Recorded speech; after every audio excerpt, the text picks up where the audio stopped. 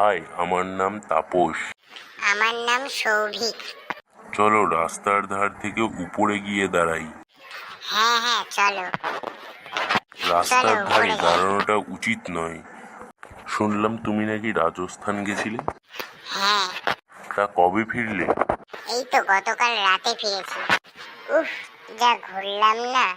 হাওয়া মহল, Pushkar lake, Mount Abu, প্রায় গোটা রাজস্থানের উল্লেখযোগ্য জায়গাগুলি দিন 15 ধরে ঘুরে বেরিয়েছি। সত্যি আমাদের ব্যক্তিত্ব ও মনের বিকাশে দেশ ভ্রমণ অপরিহার্য। এখন পড়াশোনা, সিলেবাস আর পরীক্ষার চাপে অবসর খুঁজে পাওয়াই ভার। তবে আমার মনে হয় বছরে অন্তত একবার কি দুবার একটু দূরে কোথাও বেড়াতে যাওয়া উচিত।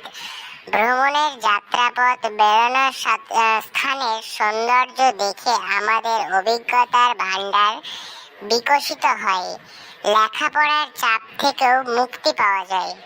হ্যাঁ হ্যাঁ, ঠিক বলেছো। আমি ভেবেছি এবার স্কুল ছুটি পেলে কাশ্মীর ঘুরতে যাব। আচ্ছা, যখন যাবে তখন আমাকে একটু বলো, আমিও তোমাদের সঙ্গে যেতে চাই। আচ্ছা, ভালোই হলো, একসঙ্গে যাওয়া হবে।